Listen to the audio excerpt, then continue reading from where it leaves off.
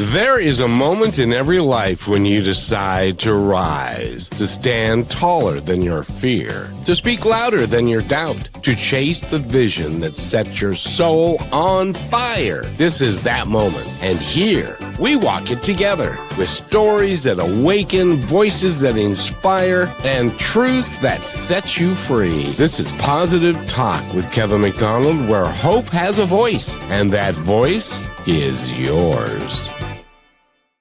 And welcome to another episode, my friends, of Kevin McDonald and Positive Talk, and Rochelle is here.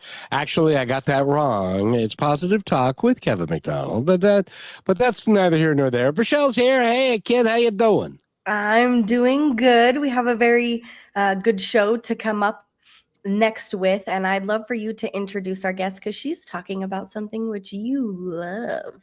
Well, I love talking about leadership, and I love talking about having both feet into proper leadership and all of the things that entails. But I would love for you to introduce our guest because I may not. You have a Italian background, dear, and so you may get to her name a little bit better than me. So yes, well, I'd love to say her name. You don't have to ask me twice. We have Maria Cristini here on the show with us today. She exactly talks about that, where leaders connect with their vision, purpose, and passion to transform and scale their impact. So welcome, Maria. How are you? Thank you. I'm thrilled to be on here with you both, Kevin and Rochelle. And I just love your purpose for this show is to bring positivity in the world and create change one conversation at a time. And I think that's what I do with my coaching. You're doing it on a whole different scale. And but it's a pleasure to be here and collaborate with you here today.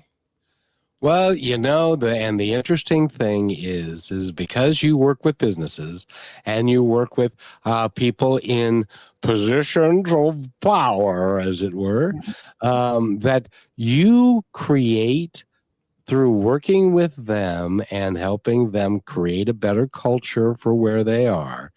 Your impact has a ripple effect that goes through an entire organization. Have you found that to be true?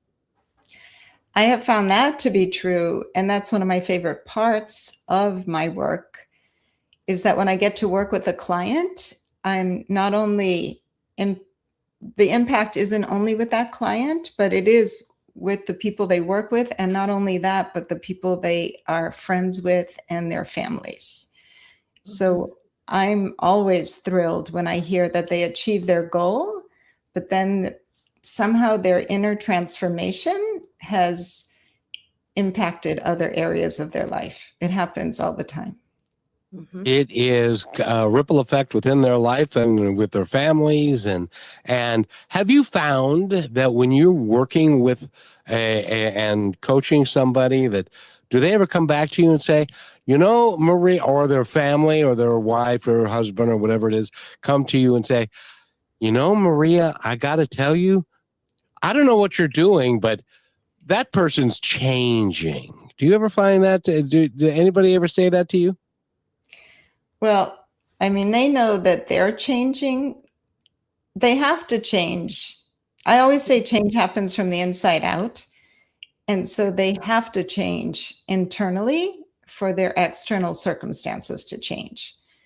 And so part of the work we do is connecting with your values and your purpose and having a clear vision and all of that, which is all internal and paying attention to your internal voice. So yes, I mean, they notice, but then, and they thank me for that. But then, a real thank you is when they refer their friends or their family, like years later. I've coached, wives that have later referred their husbands or husbands that have, 20 years later referred their wives. I've been coaching for a while, so that can happen. So that is a real gift when that happens. It must be very rewarding. Mm-hmm. Yeah, that is that when, yeah, it's thinking about the shifts and changes that people make. I mean, it takes a lot of courage to pick up the phone and call a coach to begin with, because I mean, I even know the feeling, like you pick up the phone or you set up an appointment, but you know that you have to show up for that. Like, I can't do the work for them. I can support all parts of it, but they have to show up. And so that's where they might not feel that they're going to do the work. And so there's the first step is just picking up the phone and calling a coach and working with one, and committing to yourself. And when they do that, I mean, 6 months later, it's really can be amazing. And so some clients I work with a short amount of time, and other clients I've worked with for years and years. And it's not because they're not achieving goals, it's because they constantly have new ones. That is really great, because I have to tell you, Rochelle and I had the same coach. We didn't know each other, but we had the same coach, and that coach introduced us because I had a specific need for what I wanted with positive talk, and she said, well, I've got this gal. Her name is Rochelle, and I think that everyone, at one point or another, or on an ongoing basis, deserves and needs a coach, because they're going to tell you the truth. Do you find that you tell your clients sometimes an uncomfortable truth that they don't want to know about? Yeah. I mean, I can do it very gracefully, because it's when you tell someone the truth, there's they know it on some level. And sometimes the truth might just be that they're not believing in themselves or believing in the vision, or they're afraid to take a step because they're afraid they might get a no, so the truth might just be revealing or putting words to something that they already know. And then once I say it and they either say, oh no, it's not that, which is totally fine, because then it brings them more to their own truth, or, they agree. So yes, that's true. Then it's on the table and we can talk about it. And it's easy. Once you can talk about something, there's the awareness that helps you to shift and change in the direction you want to go. And I got to ask you this, because it just dawned on me and because this happened in my management career. I was a general manager of a restaurant, and I had the district manager who had a different philosophy. And so I was a very progressive leadership type individual, and he was a very dominating type individual that people should just do what they're told and shut up kind of guy. And how would you help someone like me negotiate the minefield of working for somebody like that? When people are dominant, oftentimes they're not trusting and they're controlling, but I think control often is connected to not trusting. And so sometimes they start to micromanage because they're not trusting the outcome or the timing, or there's something there. And so I would want to have my client or whoever is in that kind of situation to figure out how to keep them informed in a way that's not oppressive to you, the person doing it. Keep them informed, maybe give them a weekly update, figure out what it is that they really need to know to calm down and step back and stop micromanaging and controlling. Does that kind of answer the question? It does. And I've got a specific instance that I was thinking about that I want. I was a general manager of this restaurant. It was a Mexican restaurant. And I decided that what we were going to do, our happy hour sales in our bar wasn't very good. And so I decided that we were going to offer free appetizers during happy hour. And it was fun, and we had a little appetizer table set up, and we did like chicken wings, and we did different things. And our business quadrupled in like 4 months. And the district manager I had at the time was exceedingly pleased, so much so that he put what I had done at that restaurant in the other 5 restaurants that were in the district, because he thought that was a great way to build business, and it was. And then he got fired for unrelated reasons. Yeah. And then a new guy came in who had come from a different region. And he felt like all the restaurants should be run exactly the same, even though we were considered a neighborhood restaurant. And so they had different neighbors than we did and stuff like that. So, but in any event, he decided, you don't need to give away free stuff. That costs money. We'll charge for stuff. And I said, we can't, because we're giving it away, and we've established a program here. And he said, no, we're not going to do that. So now we're going to charge for people to get appetizers in the bar during happy hour. We'll give them a discount. They'll like that. That'll be great. Business dropped completely back to pre-levels. And then I sat down with him and had a discussion. And he said, business is dropping because you don't support the new program. So he then blamed me for business dropping because of what he made us do, as far as to charge a little bit of money for these things. And I left that job shortly thereafter. But how would you help somebody? Because that was a very frustrating thing for me, because I was very proud of what we had done. We actually had other restaurants come in and take some of our chicken wings because the recipe was so good. They wanted to dissect it to see what we were doing so that they could do it as well. And everybody was making more money. The restaurant was making more money, but then he did that to us. How do you even talk to somebody like that?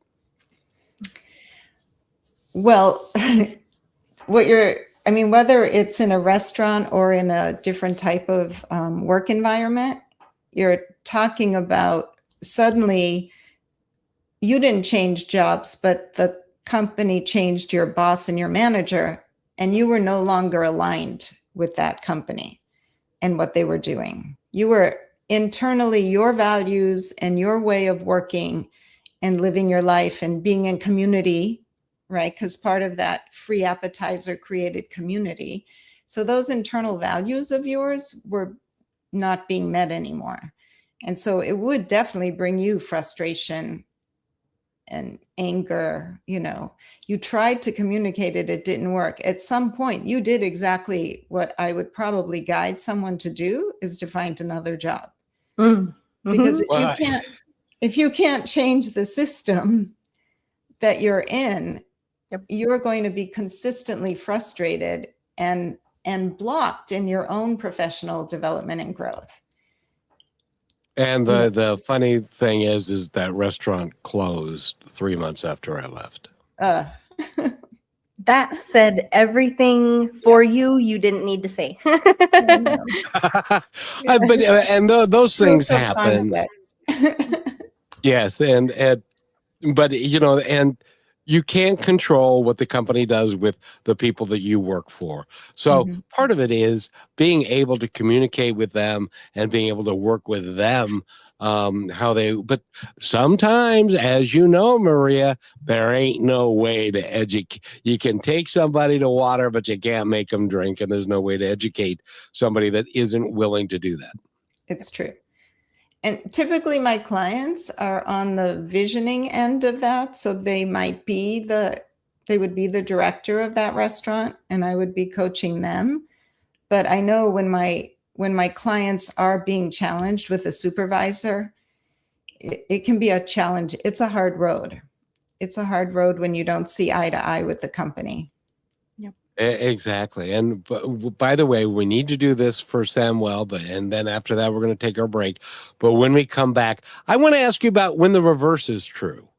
When you are working with the CEO and he's got a subordinate that is just not willing to follow the path that you and the CEO are setting for the company.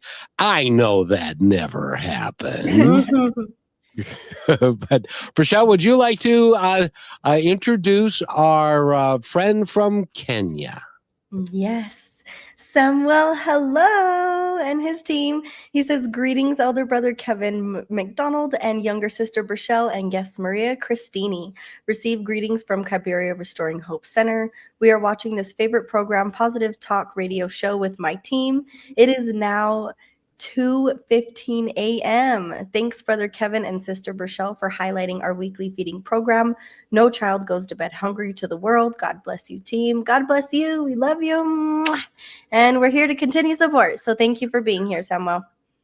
And you have, it's so fun to watch because Rochelle and Samuel, they talk almost daily these days. Can I say hello to Samuel? And I had the pleasure of being in Kenya back in September of this year. So I feel a connection to your country.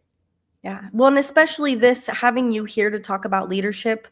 I mean, Samuel has built himself into a leader and has taught others to do the same thing. And as you teach yourself, you help impact others, which continues to teach you. And it's just magical. So I'm so glad that he's here to listen to this with you, Maria. Absolutely. And Maria, I have this point that's called Points to Ponder, and it's about leadership. And it plays well. I would love for you to listen to this and then get your opinion on it on the other side. Here are some points to ponder from Positive Talk Radio. You know, some say leadership is about getting the work done, about pushing forward, no matter the cost. But what's the cost of a team with no purpose? What if a single act of support, a single moment of genuine grit could change everything? What if leadership was a catalyst? Because true leadership isn't about being in control. It's about empowering others to find their purpose. It's about leading with passion and igniting the fire in everyone around you, creating a culture of teamwork and common purpose. A true leader finds this culture by enthusiastic purpose and team development, making each team member feel empowered to create, improve, and execute their tasks with genuine passion and a strong belief in the company's mission and focus. In other words, lead with purpose. And welcome back. And we're talking with Maria Cristini. Is that right, Rochelle? Oh, yes. Perfect. And Maria, what did you think of that piece? First of all, I love that piece. And the purpose, to me, is at the heart of everything. And for a leader to be able to share that purpose and their own passion with their team, it's going to have a... that talk about ripple effect, that will have a huge ripple effect. Actually, I was just at a celebration event for a biotech firm, and a very young leader who has such a strong passion for the outcome he's trying to achieve and has brought in the best of the best on his team.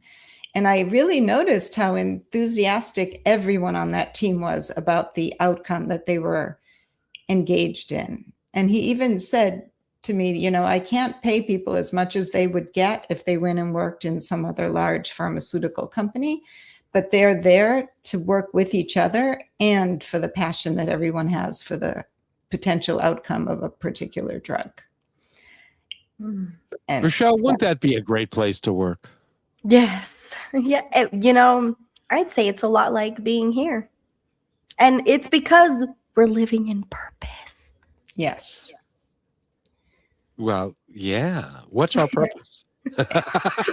No. And that's often the difference, between when the outcome is the money. I mean, money is always involved, whether it's a for-profit or nonprofit, philanthropy, whatever it might be. But when the end goal is money and tracking that and numbers, it doesn't have the heart, and it doesn't keep people in alignment together, rowing in the same direction as purpose does. and an end goal and a vision that everybody is really there to achieve as a unit. So we know that money is a huge key thing that steps in the way maybe and pulls us the other way. What are some other things you found that easily pull people away from something and they don't realize it? Well, their purpose, of course.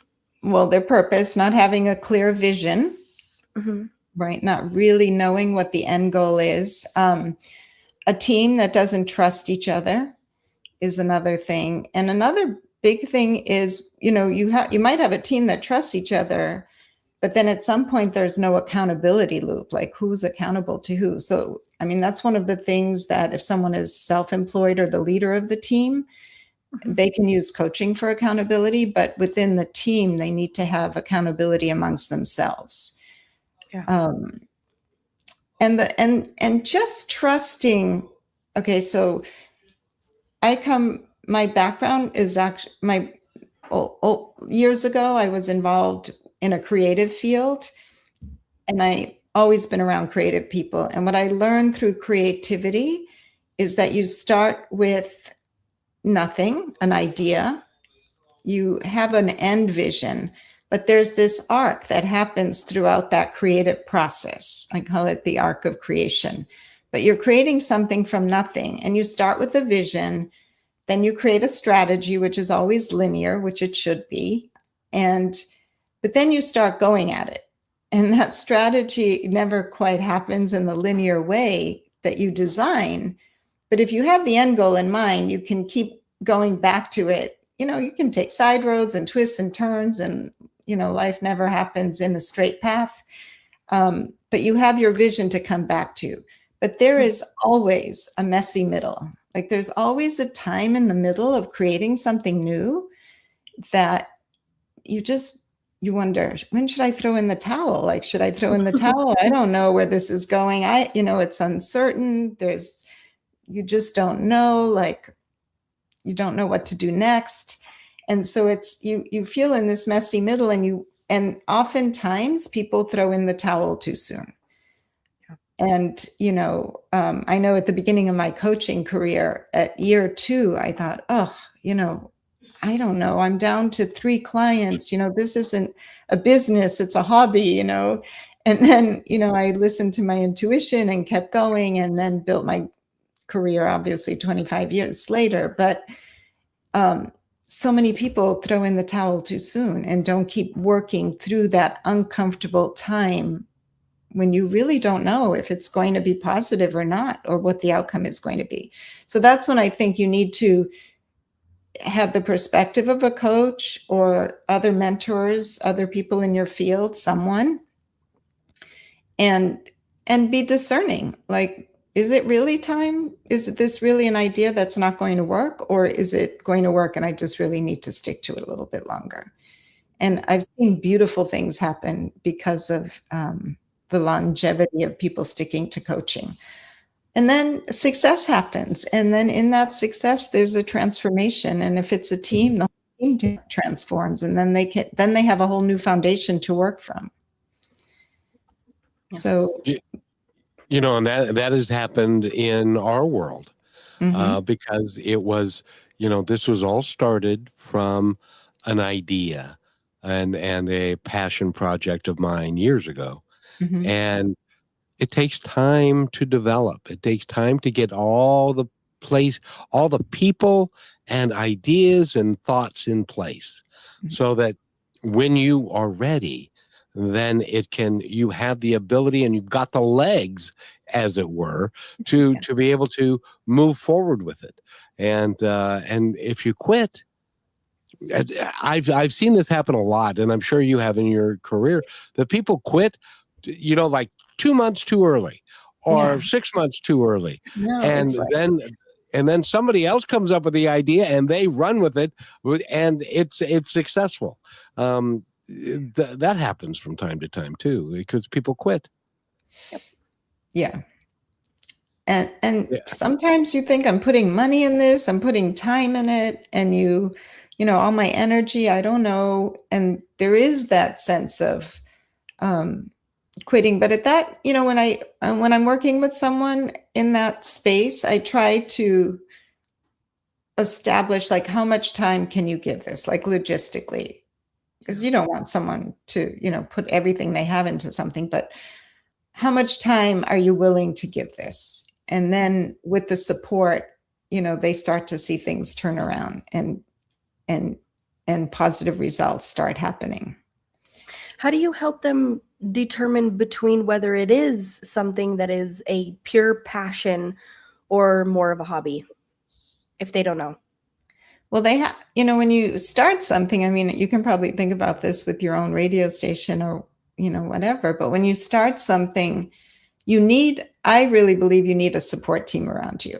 And that can be, 3 of your closest friends, but you need people that believe in you, regardless of what you want to try. And so you don't want to go to the naysayers at first. You really want to go to to people that have a positive mindset. Yeah. And know how to achieve things themselves. So you want a few of those people around you, just a couple. You don't need a lot.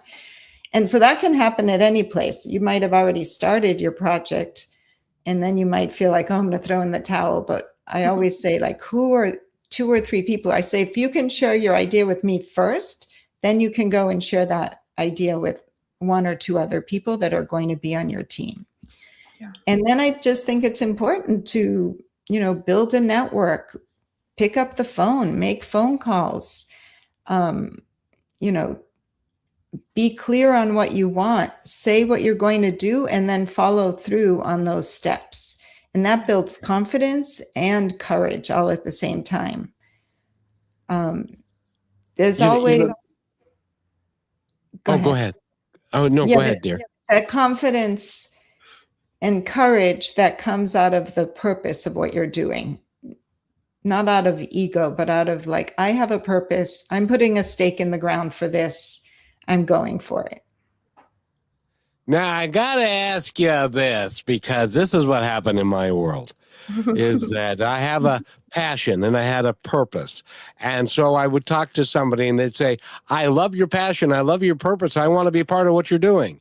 And then that was all just lip service, because they said that they wanted to be part of it, but because they were getting paid, that was the primary reason for them to be here. And they weren't passionate about the same things I was passionate about, even though they said that they were. Mm-hmm. And so what ended up happening in my world was that we brought on a second gal, and the second gal turned out to be perfect, the absolute perfect person that I needed to help me run the company. But because the other person was there, she didn't feel comfortable or confident enough to be able to speak up until the other person left, so that she could then blossom into an amazing operations manager.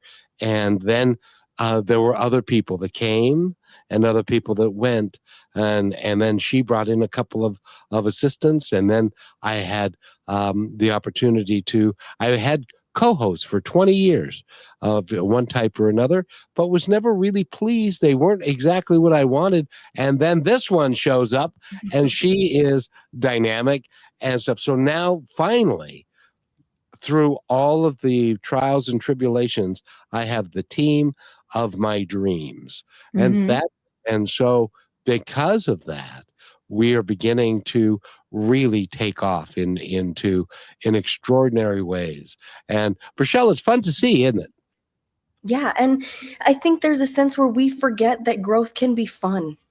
It doesn't have to be confusing and hard and all of these things. I mean, yes, overwhelming it can be, but the way that we're able to structure in our minds how we're learning and how we're engaging and how we're putting a view on the journey, because sometimes we do the whole, Maria, you've probably heard this so many times, well, when I get to this point, when I have this, when that happens, that's when I'll feel this or think that or whatever it is. But the reality is you have to already feel it. You have to see it. You have to trust it in you, inside of yourself, no matter how Kevin said things on the outside were coming and going and changing. But I had a sturdy foundation. So I was able to maybe take another path and understand it didn't work and it would bring me back and all these other things, rather than it being until we reach a certain point and enjoying the journey. So I'd love your perspective on that and how you help people see that in themselves when we come back from the break, because it's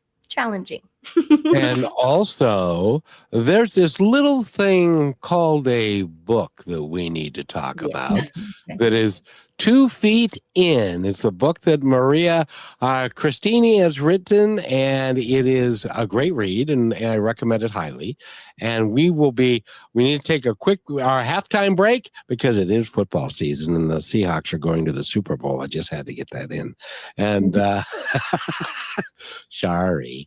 And I told you it'd be one of us. That's okay. That's right. But you like the other team as well. So, Maria Cristini, that's right? Yes. Perfect. And we will be right back. It's just 1 minute and 10 seconds. So please stay with us, everybody. You're listening to Brushwood Media Network, the best in syndicated talk, news, and entertainment shows. Are you looking for your daily dose of inspiration? Stay connected to all your favorite shows, music, and news with the Brushwood Media Network app. From Positive Talk Radio to Greatest Vibes Unplugged and so many more uplifting voices around the world, everything you need is right in one place. It's easy to use, too. Always available and designed to keep you inspired 24 hours a day. Go to brushwoodmedianetwork.com and download the app, and you will always have Brushwood Media available on your smartphone. Download it now and make inspiration and music and conversation part of your everyday. And welcome back to Positive Talk. My name is Kevin, and Brachelle's right there. And Brachelle, if somebody wanted to get hold of Maria, not literally, but I mean, wanted to contact her and work with her as a coach, how would they do that? Well, I do believe, people, you can go to mariacristini.com. Her last name is CRISTINI.com. She's got everything about her, the program's book, speaking clients, and a way to contact her, and some social media stuff. So you have no excuse. Nope. And you can buy the book too. Yes. And Maria, how long have you were you working on the book, and how long has it been out now? That's a 2 feet in story, because I worked on it for, I started it in 2000 or 2019, and it was published a year ago. So it's been out in the world for a year. Hold on. Which is really fun. Thank you. It is, writing a book is hard work. And talk about wanting to throw in the towel a few times, or wondering, why am I doing this? Nobody's waiting for it. No one's knocking on my door asking for this book right now, but it was part of my purpose to put it out there. And I'm so glad I did, because people are gaining value from it, which is great. Which is the whole purpose and reason for writing the book, I would imagine. Mm-hmm. Yes. And by the way, and what's the name of the book again, please?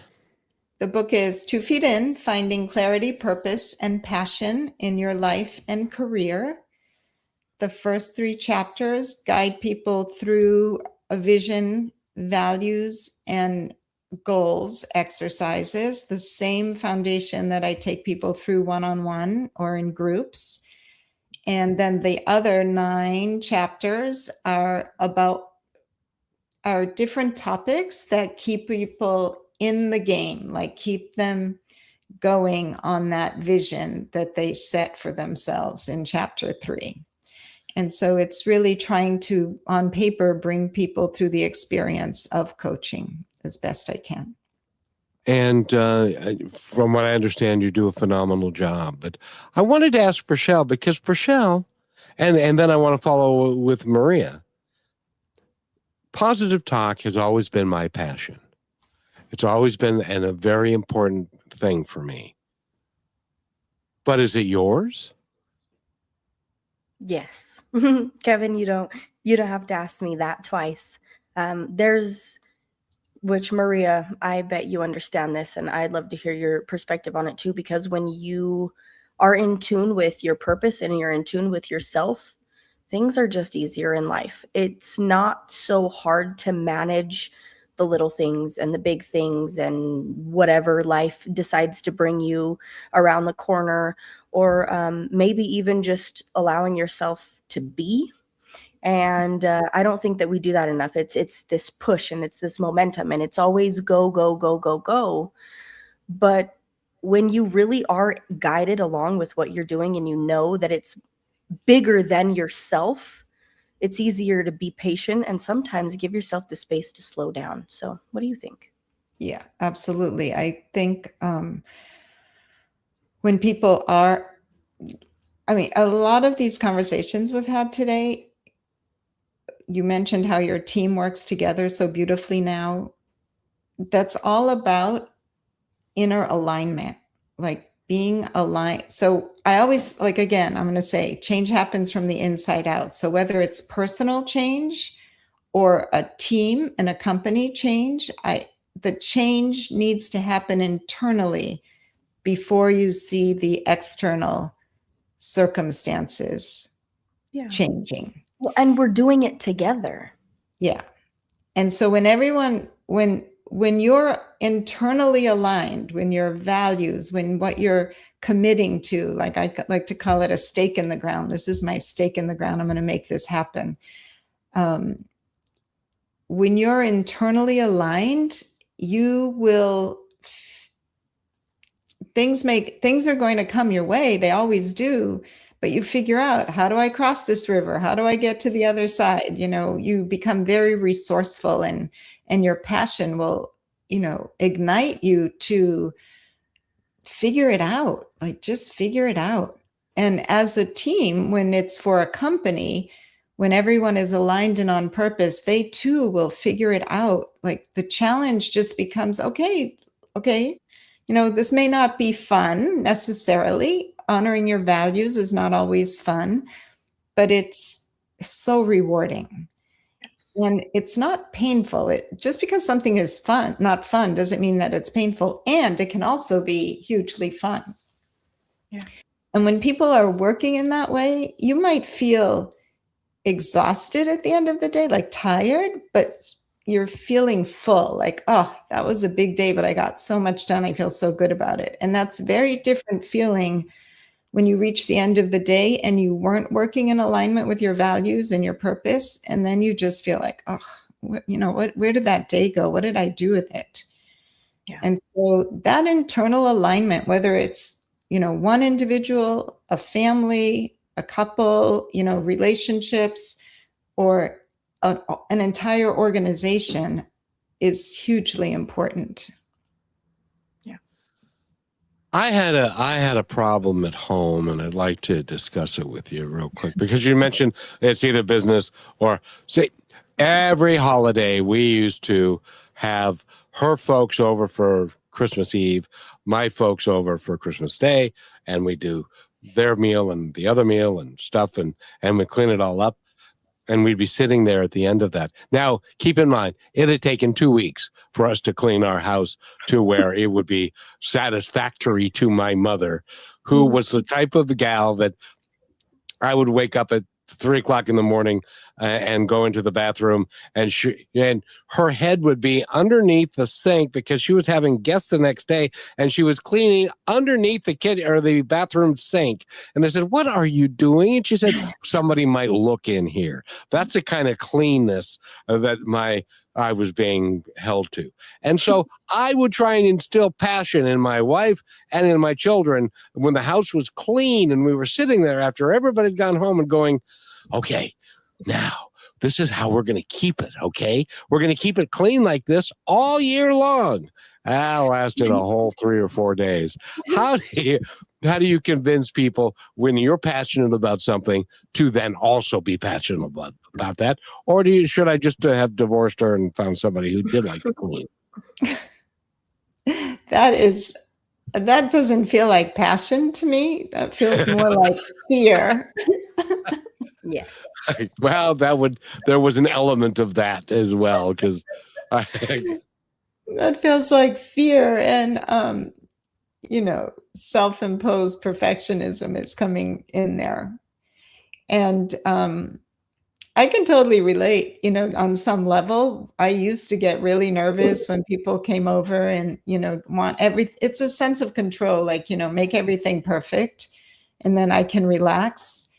And I've learned over the years to, relax first and then just let it be, because the most people just really want to be together and have fun.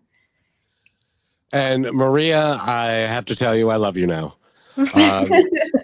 She said it. You said it. Rochelle, I'll let you tell this story. Yes, well, according to the Gospel of Paul McCartney, Let It Be, Kevin told me that when I came in with him 2 years ago, and it was frustrating to hear because I'm like, what? I can't just not care about anything. I have to have control of everything. Everything needs to have its place. Everything, then there's no meaning. And all these things came into play. But then I realized that when I surrendered, I was actually in full control. And I want to ask you this, Maria, before our next break. How do you help people manage the boundary between controlling something and managing it? Mm-hmm. I actually have an exercise that helps people realize when they're feeling expansive and powerful, mm-hmm. or constricted and kind of powerless, right? And when people are feeling powerless, I think that's when they try to control things. Yeah. So, I mean, just very quickly, but the exercise is to really think about these times when you're feeling constricted and kind of powerless. So it might even be, I have a bunch of people coming over. I don't know if they're going to have a good time. It has to be clean. Let me clean, and so you're shutting down and like you're diminishing yourself, right? And to write down the words when you're in that behavior, when you're feeling that way. Like, is it fear? What is it? What are the words that describe that when you're constricted and feeling powerless? And then to write down the words when you're feeling expansive and powerful and in the flow, and, serendipity can happen, and, those moments. And how do I feel? I feel resourceful. I feel joyful. I feel fearless, mm-hmm. And write down what those words are, and notice how your body feels in each of those energies. And then be aware, start to be aware when you start to feel that constriction come in. Just notice it and take a breath, put some music on, do something to switch it up a little bit, and read the list of words of when you feel empowered. And remember that, and you can get back into it. Do a little something to switch the energy. For me, it's turning music on. I'll just turn music on. So hopefully that helps. Very good advice. Your audience a little bit kind of feel the difference. Yeah, and it's so manageable. It doesn't have to be this go on an hour walk. It doesn't have to be drive to the lake. It can be in the moment. What I do now, I love music. Sensory things we're paying attention to is when you're doing something, maybe you notice when you're happy, then you get on your phone, you're scrolling through social media, and now you don't feel that same sense. And having awareness of that and being willing to work on it really is all it takes.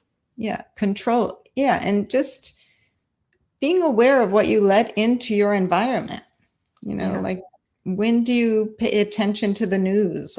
When do you pay attention to all the pop-ups that come up on your phone? And when do you decide to turn them all off so you can have some peace of mind? Yeah. Maria, and we need to take our last break, but I want to ask you this before I go do that. Because one of the things that I'll do when like Rochelle, who has been just magnificent today, mm-hmm. and at the end of this show, before I say goodbye to her for the day, I'm going to ask her, how do you feel about how things went today? Mm-hmm. Because I'm interested not in her headspace of what she thinks I want to hear. I want to hear from her heart. Does she feel energized or does she feel deflated? If she feels energized, then we've done a good job today. If she feels deflated, then I need to rethink how we are going to make it so that she can feel energized. Is that a good way for a boss to approach it? I'm thinking I would love it if my boss did that, my clients. But I do, at the end of a call, I'll ask people, how are you feeling? What value did you get from this?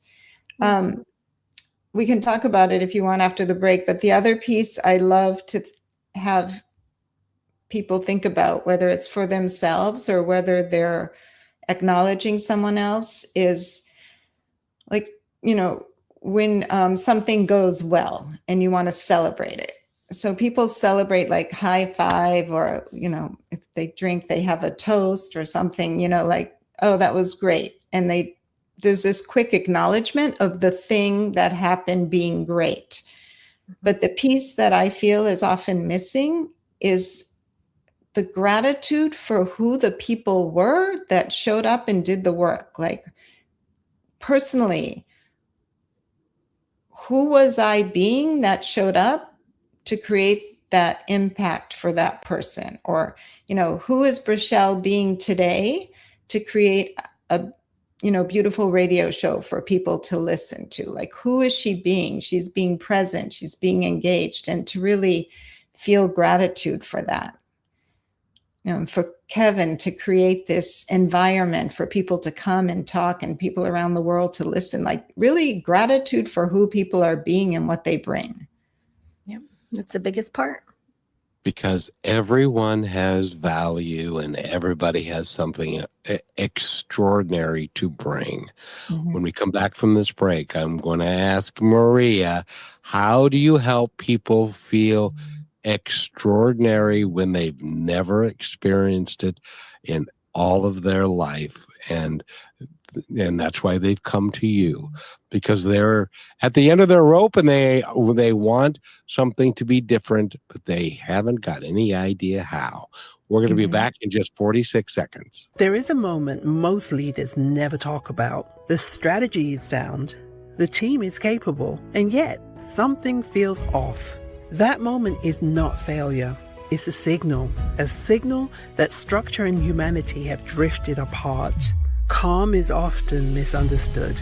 It is not passive.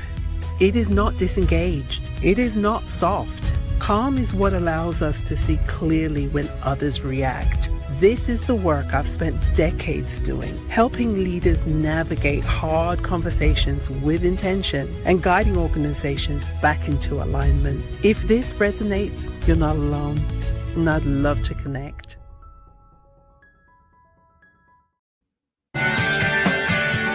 And welcome back to Positive Talk. My name is Kevin. Brachelle is right there. Hey, Brachelle, how you doing? Yay, I'm good. Energy's keeping me up. Maria, how are you doing? Good. I love your commercials, actually, I have to say. Well, thank you. And by the way, that particular one is a former guest, and she's in HR. And so she wanted to do something. Now she's taking that and she's putting it everywhere, and it's something that we produced. Everything on the show we produce ourselves. I love it.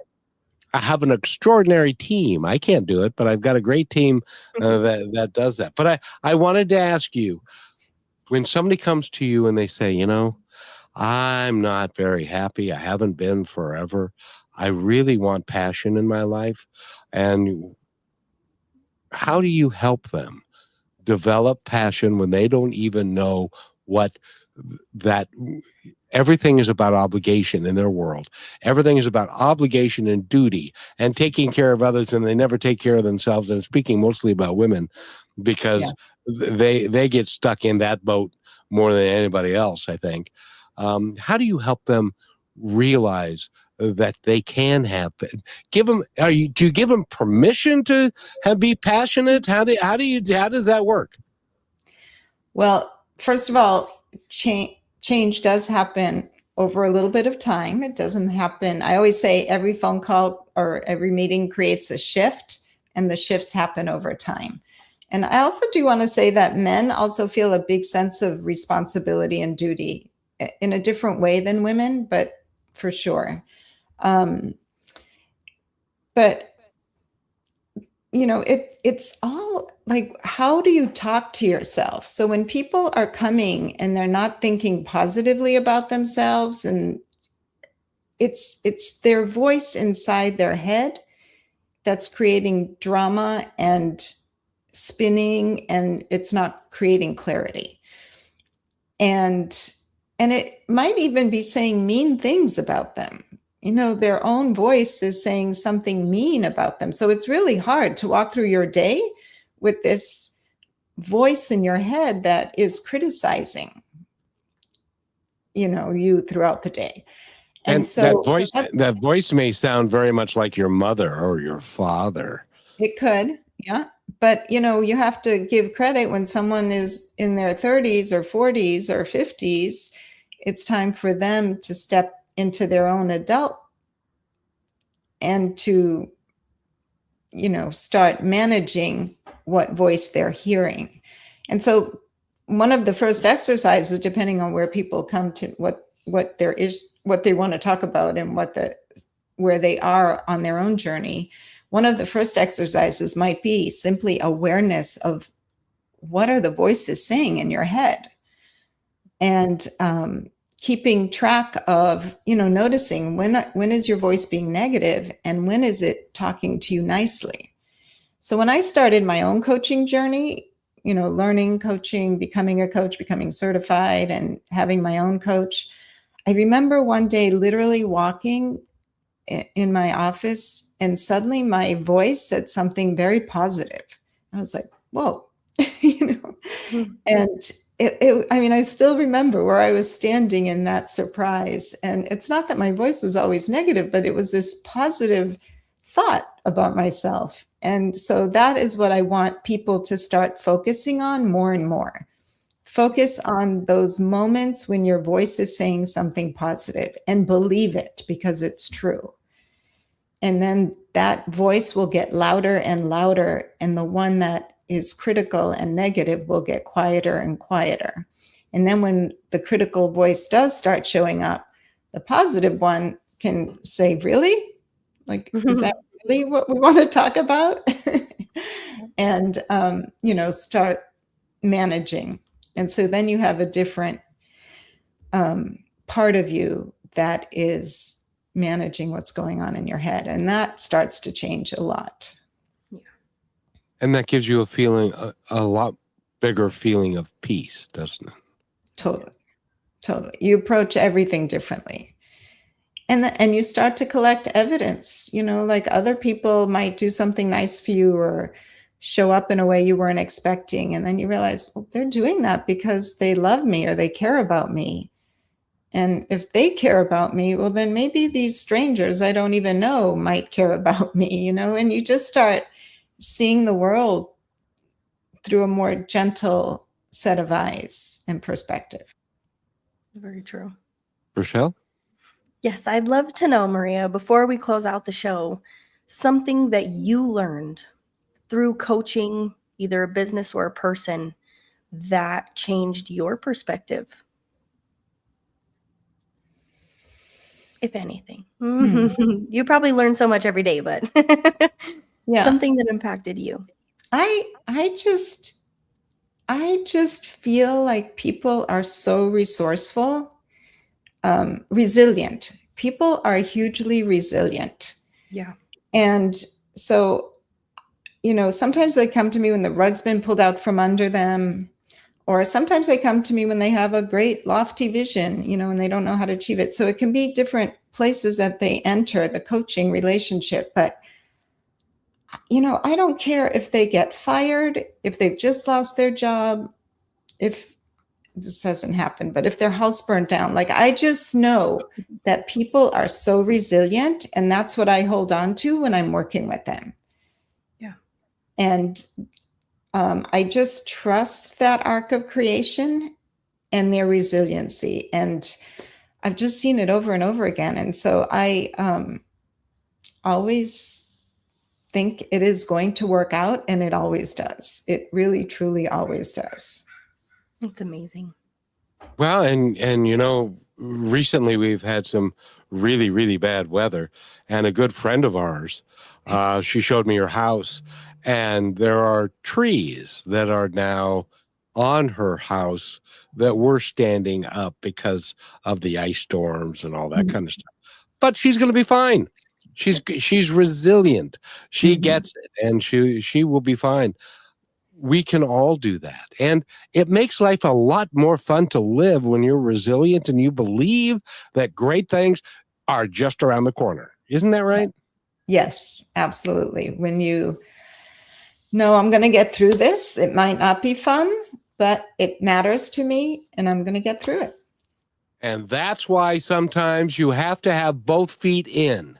I've heard that there's a book like that. Is there a book that you can reference that talks about having both feet in? 2 feet in. Oh, there it is, right there. Yes. And this really is about, it's just the metaphor, like when you're 1 foot out and 1 foot in to something, you're always like, oh, that's when you're like, I'm out of here. I'm in, I'm out, I'm in. And when you put both feet in, it's another word for commitment or all in, but when you're really, I just visually see it, 2 feet in, everything changes. Like your decision has been made. I'm in. I will do whatever it takes. And you have to be in the present to have both feet in. Absolutely. Because if you have 1 foot out, and we mentioned on a previous show that years ago I was interviewing a 4-time cancer survivor. And I said, what's your secret to life? And she said, well, if you've got 1 foot in the past and the other foot in the future, you're peeing on the present. Don't pee on the present. And because she was a 4-time cancer survivor, I didn't correct her in any way. Because she knew what she was talking about. But living in the present isn't, because that's all we have, right?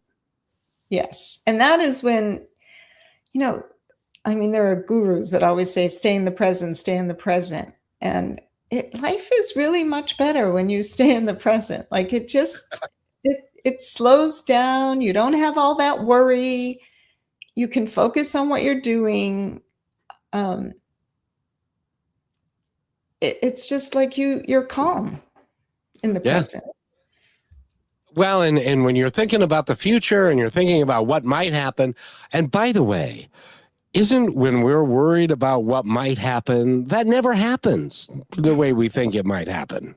Or we create it to happen. Oh yeah, that's even worse. In our head, when we worry, we can have 10 different case scenarios of what could go wrong.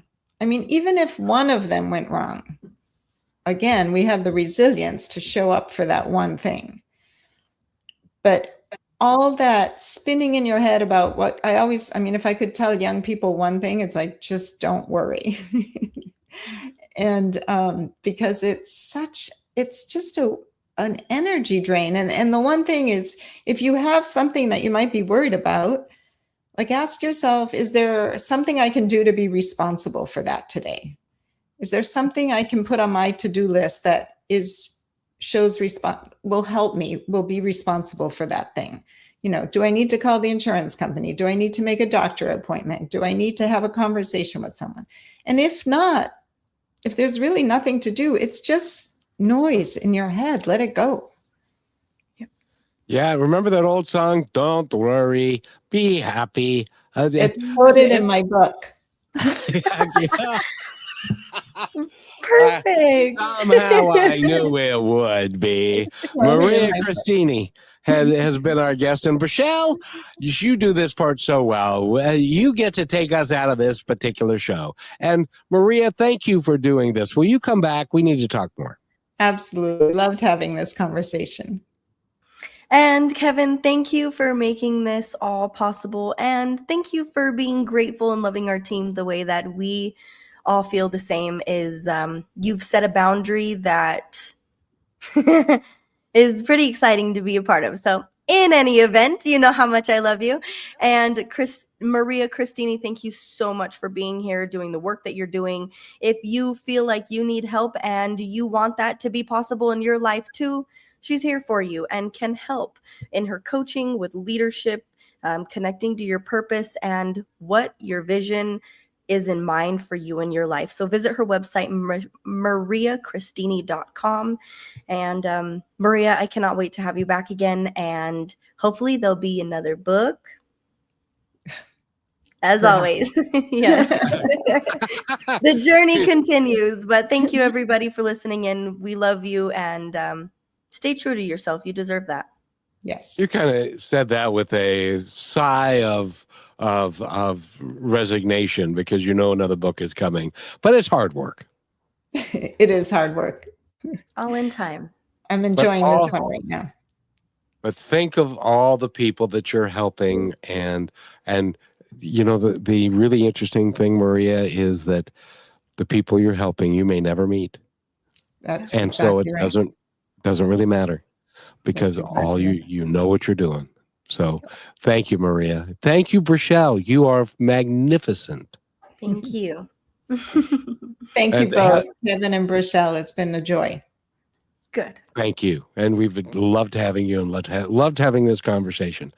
Have a great day, everybody. Thank you so much for tuning in, and we'll see you next time on Positive Talk. Thank you for being part of Positive Talk with Kevin McDonald, where stories inspire and voices remind us of what truly matters. May today's conversation give you hope, courage, and a reason to keep moving forward. And just remember, till next time, be kind to one another because each other's all we've got.